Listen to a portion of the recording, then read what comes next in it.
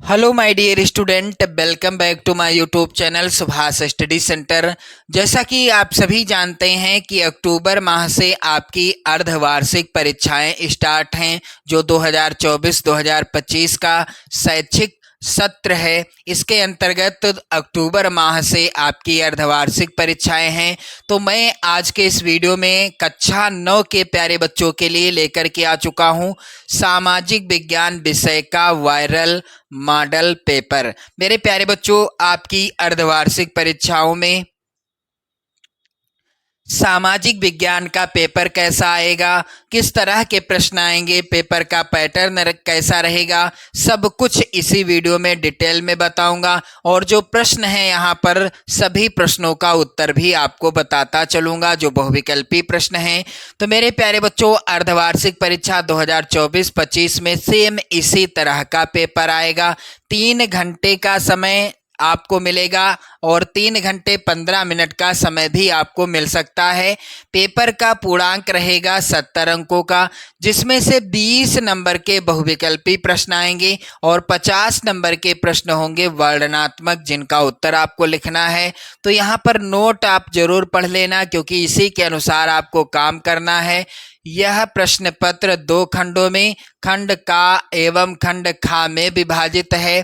खंड का में बहुविकल्पी प्रश्न हैं तथा खंड खा में वर्णनात्मक प्रश्न हैं। चलिए मेरे प्यारे बच्चों, खंड का के सभी बहुविकल्पी प्रश्नों का उत्तर आप लोग यहाँ पर देखेंगे और इन सभी प्रश्नों को आप रट लेंगे। चलिए, यहाँ पर वस्तुनिष्ठ प्रश्न हैं, बहुविकल्पी प्रश्न हैं और यहाँ पर निर्देश है सही विकल्प छांटकर अपनी उत्तर पुस्तिका में लिखिए। यानी आपको ओएमआर शीट में भरना होगा, जो भी विकल्प सही होगा उस विकल्प को आप यहाँ पर देखेंगे। पहला प्रश्न जो कि सबसे ज़्यादा इम्पोर्टेंट है मेरे प्यारे बच्चों, कह रहा है कि फ्रांस में स्वतंत्रता दिवस किस तिथि को मनाया जाता है।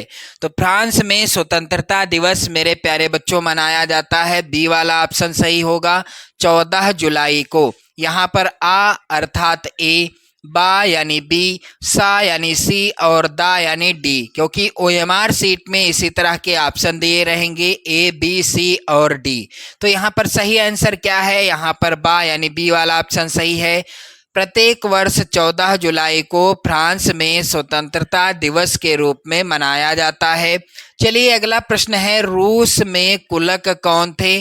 तो रूस में कुलक कौन थे मेरे प्यारे बच्चों, यहाँ पर इसका राइट आंसर क्या हो जाएगा, रूस में कुलक थे अमीर किसान। यहाँ पर पहला ही ऑप्शन सही होगा। अगला प्रश्न मोस्ट इम्पोर्टेंट है, आप लोग इन सभी प्रश्नों को लिख लेना, तैयार कर लेना। चलिए अगला प्रश्न है, खूनी रविवार की घटना कब हुई। तो खूनी रविवार की घटना मेरे प्यारे बच्चों कब हुई थी, इस प्रश्न का उत्तर क्या हो जाएगा, यहाँ पर राइट आंसर होगा सन 1905 ईस्वी में खूनी रविवार की घटना हुई थी। कब, सन 1905 ईस्वी में। आप लोग कमेंट करके बताइएगा कि खूनी रविवार की घटना कहाँ पर हुई थी, जो कि 1905 में हुई थी।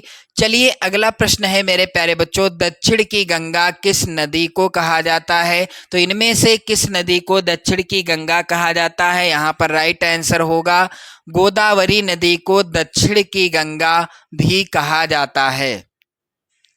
अगला प्रश्न है मेरे प्यारे बच्चों, पूर्वी घाट का सर्वोच्च शिखर कौन सा है। तो पूर्वी घाट का सर्वोच्च शिखर है महेंद्रगिरी। यहाँ पर बी वाला यानी बा वाला ऑप्शन सही हो जाएगा। चलिए मेरे प्यारे बच्चों, अगला प्रश्न है, निम्नलिखित में से कौन सी लवणीय ऊर्जा यानी लवणीय जल वाली झील है। तो यहाँ पर आप लोग ध्यान देंगे, कौन सी झील है जो जिसका पानी नमक के समान होता है यानी नमकीन होता है।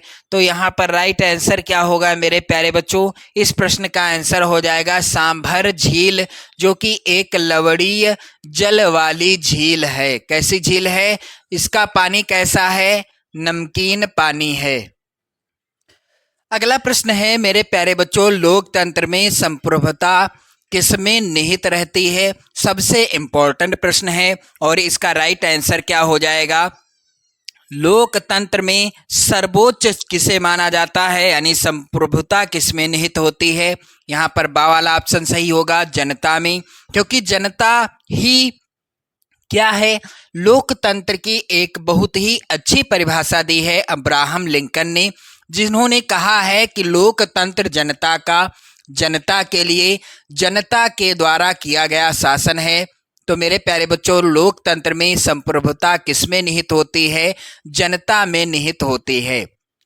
चलिए मेरे प्यारे बच्चों, अगला प्रश्न है, नेल्सन मंडेला, यहाँ पर मंडेला होगा, कितने साल जेल में रहे? तो नेल्सन मंडेला जी कितने साल? 27 वर्ष, यहाँ पर सी वाला यानी सा वाला विकल्प सही रहेगा, 27 साल जेल में रहे थे।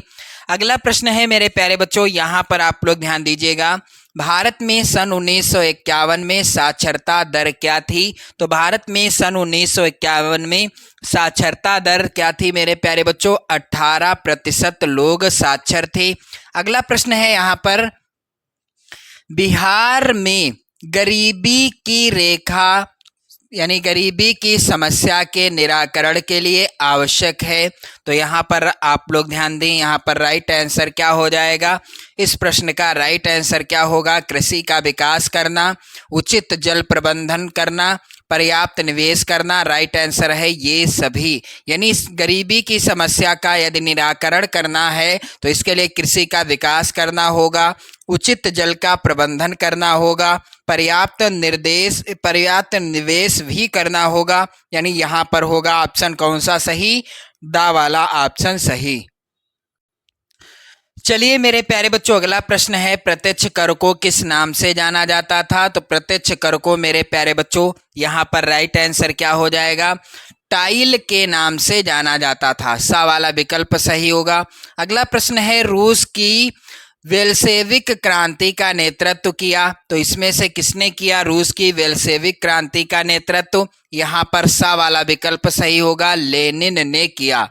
अगला प्रश्न मेरे प्यारे बच्चों, कर्क रेखा किस राज्य से नहीं गुजरती है? तो कर्क रेखा मेरे प्यारे बच्चों किस राज्य से नहीं गुजरती है? यहाँ पर राइट आंसर होगा बा वाला ऑप्शन, ओडिशा राज्य से कर्क रेखा नहीं गुजरती है। बाकी राजस्थान, छत्तीसगढ़ और त्रिपुरा राज्य से कर्क रेखा गुजरती है। मेरे प्यारे बच्चों, अगला प्रश्न है, यहाँ पर बुलर झील स्थित है। बुलर झील कहाँ स्थित है? तो इसका राइट आंसर क्या होगा मेरे प्यारे बच्चों? बुलर झील जो है यह जम्मू कश्मीर में स्थित है, दा वाला ऑप्शन सही होगा।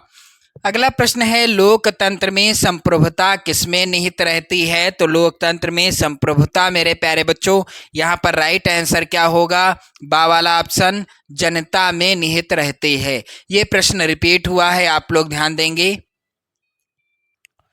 अगला प्रश्न है मेरे प्यारे बच्चों, भारतीय संविधान में कुल कितने अनुच्छेद हैं? तो भारतीय संविधान में मेरे प्यारे बच्चों कुल कितने अनुच्छेद हैं? इस प्रश्न का उत्तर हो जाएगा बा वाला ऑप्शन, 379 नहीं, यहाँ पर 89 होगा, 389 अनुच्छेद हैं या 395। तो मेरे प्यारे बच्चों यहाँ पर है राइट आंसर कौन सा होगा?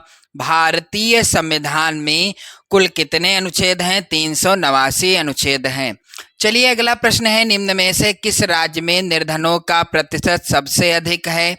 तो मेरे प्यारे बच्चों यहाँ पर आप लोग ध्यान दीजिएगा, निम्न में से किस राज्य में निर्धनों का प्रतिशत सबसे अधिक है? इस प्रश्न का उत्तर हो जाएगा पश्चिम बंगाल में निर्धन लोग अधिकांश रूप से पाए जाते हैं। अगला प्रश्न है, भारत में सन 1951 में साक्षरता दर क्या थी? तो भारत में सन 1951 में मेरे प्यारे बच्चों इस प्रश्न का आंसर हो जाएगा 18% साक्षरता दर थी।